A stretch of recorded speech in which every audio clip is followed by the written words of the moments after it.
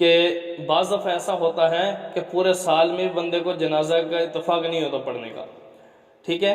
تو جب نماز جنازہ کے لیے بندہ آتا ہے تو بعض دفعہ پریشان ہو جاتا ہے اور سوچتا ہے کہ بھئی ساتھ والے ہاتھ اٹھائیں گے تکبیروں میں تو میں بھی اٹھا لوں گا، اور نہیں اٹھائیں گے تو میں بھی نہیں اٹھاؤں گا۔ تو میرے دوست، یہ پریشانی اس وجہ سے ہوتی ہے کہ نماز جنازہ اور عید کی نماز، ان دونوں کے ساتھ بندے کو اشتباہ ہو جاتا ہے۔ بعض دفعہ بندہ عید کی نماز میں بھی یہی سوچتا ہے کہ بھئی اگر دوسرے نمازی ہاتھ اٹھائیں گے تو میں بھی اٹھا لوں گا ان تکبیروں میں، اور اگر نہیں اٹھائیں گے تو میں بھی نہیں اٹھاؤں گا۔ تو ظاہری یہ کنفیوژن پیدا ہوتی ہے بندے کو۔ تو آپ خاص طور پہ اس کو یاد رکھ لیں کہ عید کی نماز میں ہاتھ اٹھانا سنت ہے اور نماز جنازہ کے اندر ہاتھ اٹھانا سنت نہیں ہے۔ تو لہٰذا جب بھی نماز جنازہ کے لیے آپ پہنچیں تو آپ کو یہ یاد ہونا چاہیے، بلکہ ساتھ والوں کو بھی اطلاع کر دینی چاہیے کہ بھئی نماز جنازہ میں ہاتھ نہیں اٹھائے جاتے۔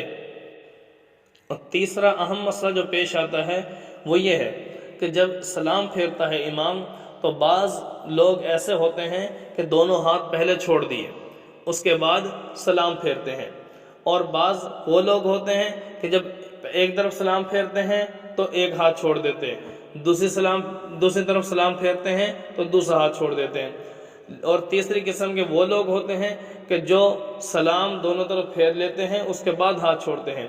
تو میرے دوستو، گنجائش تینوں کی ہے، لیکن سب سے افضل اور ان کے اندر جو زیادہ مناسب ہے، جس کو ترجیح دی ہے علماء نے، وہ آخری قول ہے کہ دونوں طرف سلام پہلے پھیر دیا جائے اس کے بعد ہاتھ چھوڑے جائیں۔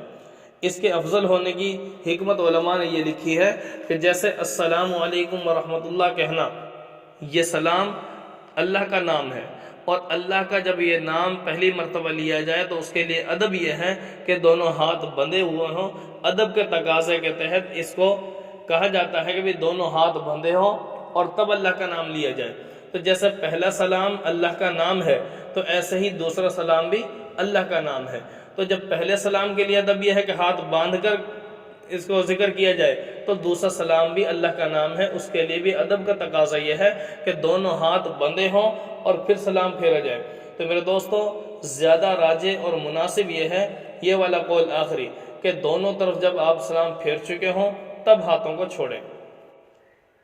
اور ایک اور انتہائی اہم مسئلہ، بعض دفعہ ایسا ہوتا ہے کہ جب یہ جنازے کے لیے ہم آتے ہیں تو دعائیں نہیں آتی، بعض دفعہ عوام کے اندر علم کی کمی ہے۔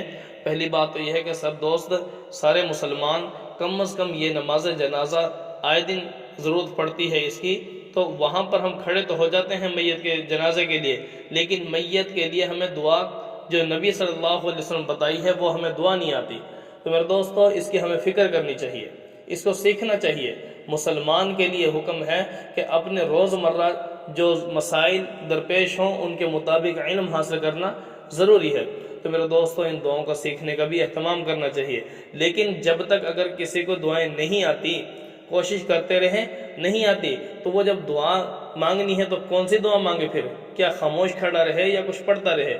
تو اس کے لیے مختلف دعائیں ہیں، جو بھی آپ کو آتی ہو۔ ربنا کے ساتھ قرآن پاک کے اندر مختلف دعائیں منقول ہیں، ربنا آتنا فی الدنیا حسنہ، اسی طرح ربی جعلنی مقیم الصلاۃ ومن ذریتی، یہ دعا ہے، یا رب اغفر لی ولوالدی وللمؤمنین والمؤمنات، اس طرح جو مختلف دعائیں قرآن پاک کے اندر منقول ہیں۔ یا اللہم اغفر لی ہی صرف کم از کم اتنا ہی پڑھ دے، اللہم اغفر لی، اللہم اغفر لی، اللہم اغفر لی۔ اس طرح آپ کوئی نہ کوئی دعا پڑھتے رہیں تو انشاءاللہ آپ کی طرف سے یہ سنت بھی ادا ہو جائے گی۔